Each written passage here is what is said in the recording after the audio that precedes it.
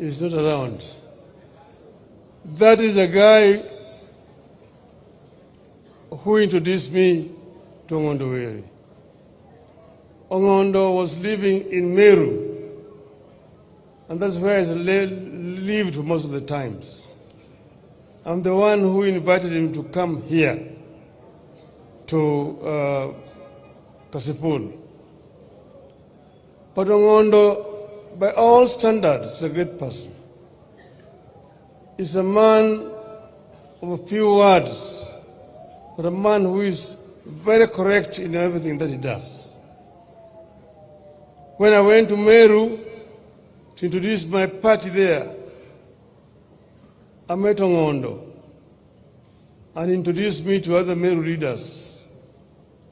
He became the leader there.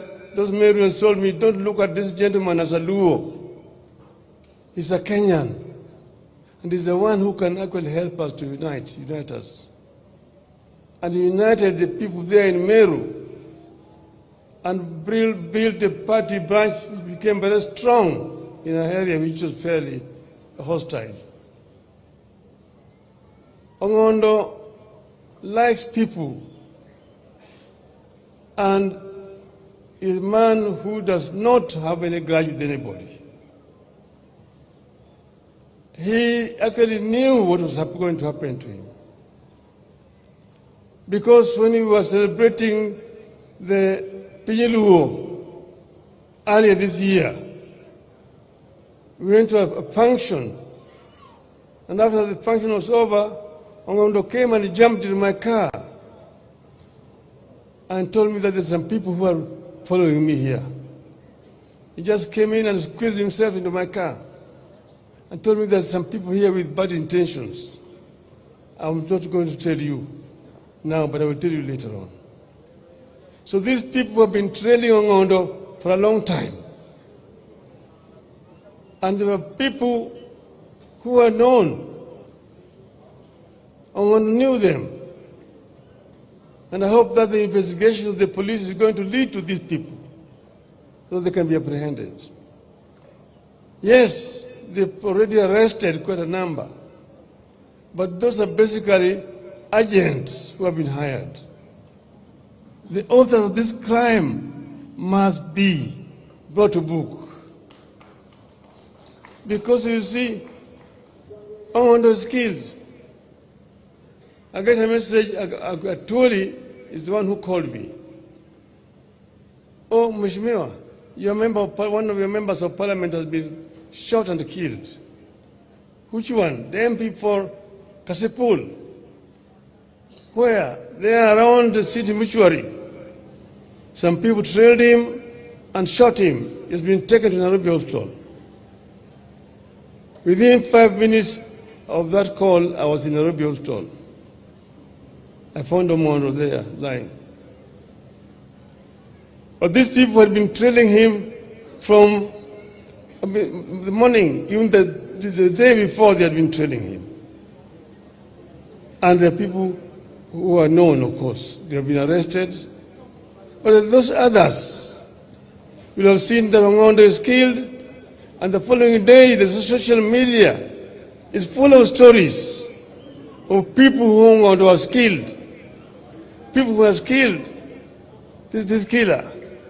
If Ongondo had been killing people, why has he never been arrested and charged? That's not an allegation against Ongondo. It is accusation of our security forces that he has somebody, a member of parliament, who can be killing people with impunity and has not been arrested by the security forces. Those people who actually organize those social media reports are themselves the people who are behind this crime. Ongondo has been shot and killed, but Ongondo's spirit will continue to live on. We cannot live in a society that tolerates this kind of impunity. This must come to an end. These people must be brought to book immediately. And they are known. They are known. And we know that this is actually as a political assassination. Political assassination is, we know it in this region. We've seen people who have been assassinated. We knew Tom Mboya was assassinated. He was shot by Mr. Njenga. But Njenga talked of the big man who was never arrested.